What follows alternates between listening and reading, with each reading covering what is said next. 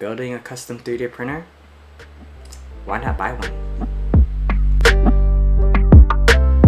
Hey guys, it's Will Mack here. This channel is pretty much about the start of my YouTube journey in building things and making things. I recently got into building and making really cool stuff using 3D design, 3D printers, and CNCs. I felt like it's about time for me to show everyone what I've been up to. I'm no professional. I don't claim to be a professional. I learned all this on my own through YouTube, Google, online media, basically whatever I can get and whatever that just inspires me. And I hope that my content inspires other people to be doing similar things. I feel like the world's too boring to not be building anything and not doing anything. I find it really exciting to always be building new things. So I'm just gonna have fun with it. So why would you build a 3D printer instead of buying one? Building a 3D printer is usually cheaper than buying one because the rule number one of a business is to make a profit. So these companies need to make a profit on the printers that they sell. And because these companies need to make a profit, the parts generally are of lower quality. Unless you're buying a premium printer and you're spending top dollar, you're going to get average quality. So there's basically one real reason that you would want to build your own 3D printer, and that's basically cost. 3D printers, they can get really expensive the larger they get. They're 80% all of the same components. You have linear rails, stepper motors, extrusions, extruder, hot end, control board. You would also want to build a custom 3D printer if you want a custom size or you have size constraints. You would also want to build a custom 3D printer if you want quality parts for a reasonable price. If you're looking to build something of the standard 300 by 300 millimeter size, a kit like a Voron up there would be your best bet. That was worth it. That was about $1,000 shipped, and that has CNC'd aluminum parts. You can get a kit like that on AliExpress or any kind of Chinese website like Banggood and stuff like that. You can find a lot of those kits and other printers like the Rat Rig. But when you want to build into something bigger than that, they get really expensive. And I don't see why they should cost 4 times more, 6 times more. And when you get into those giant ones, like 2000 millimeter length, those are about 20 times more. And my goal is to build a 1500 by 500 by 500 monster for about 4 to 5 grand. That way I can build my custom body panels at home. I also have a lot of spare parts laying around from tearing down my CR10 S5 Portamod. That printer was my first printer. It was pretty good. It got me by for my first couple of years 3D printing. But lately I've been wanting to upgrade and get more involved and towards my goal of building a massive 3D printer. I wanted to reuse as much of the parts as I can from my CR10 S5 Portamod because I grew up really poor, so I kind of wanted to make use of all of the parts that I had left and get the most bang for my buck out of this build.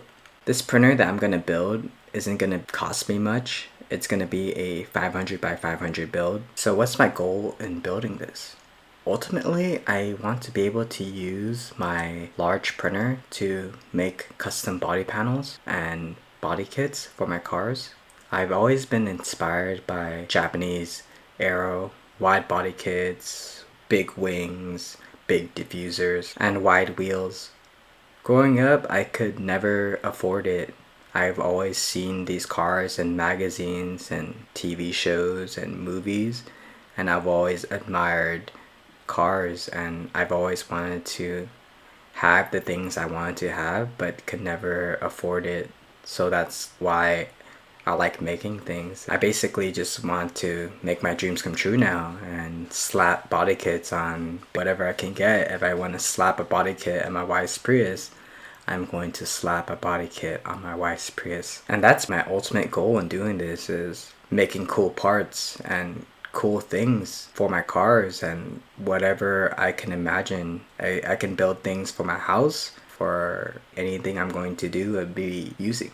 The theme of this channel is making cool shit. I'm not a professional, I'm just making stuff, and I'm taking you guys along on my journey of building and making things. Also, I don't have a lot of money. I don't have 30 grand laying around so I can buy a huge printer to print these body panels. I'm gonna try and do it for as little money as I can. Introducing the SAC 500. The SAC 500 is a printer that I took bits and pieces of other printers and combined them into a printer that I wanted. I basically did this because I needed a printer that fit the dimensions that I wanted, because this printer has to fit through the doorway with the door removed. This door right here. This printer has the Rat Rig Triple Z with the Wobble X upgrade, the Annex K2 XY movement, the Annex K2 paneling, Annex K2 electronics box. It has the Defiant gantry setup, Defiant frame sizing. It utilizes sensorless homing for homing, so there's no end stops. It uses my CR10 S5 heated bed and all of the CR10 S5 electronics other than the control board, which is a Big Tree Tech Octopus Pro board. It'll be running Clipper and Mainsail OS. For the tool head, it's got a Fadis Rapido hot end with a Selfin extruder, Euclid probe, Mellow 5015 overvoltage fan, all connected to a Hoovood CAN board, which will all be connected via Tefcel shielded conductor wire. So enough about the specs, let's dive into this frame build. I gotta tap these extrusions. So I got Fine Old Dandy tapping fluid right here. I gotta tap, and I'm gonna go to town.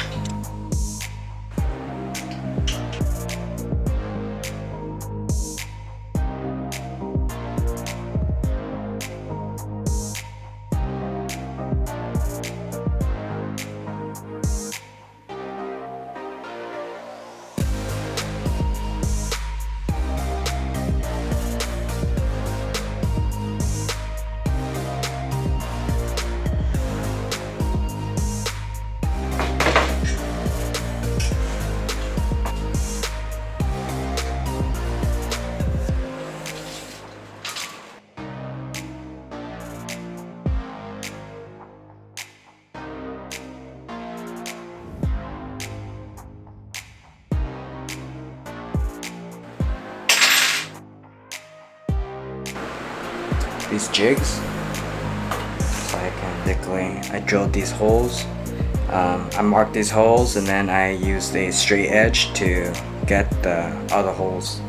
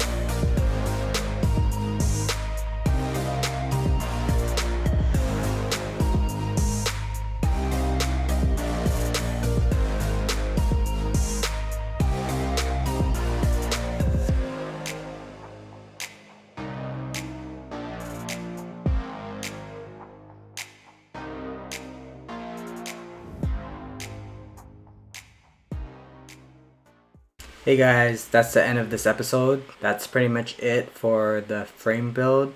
In the next episode, I'm going to show you where I kind of messed up, and we're going to go and resolve it using some budget techniques and my homemade CNC. Stay tuned.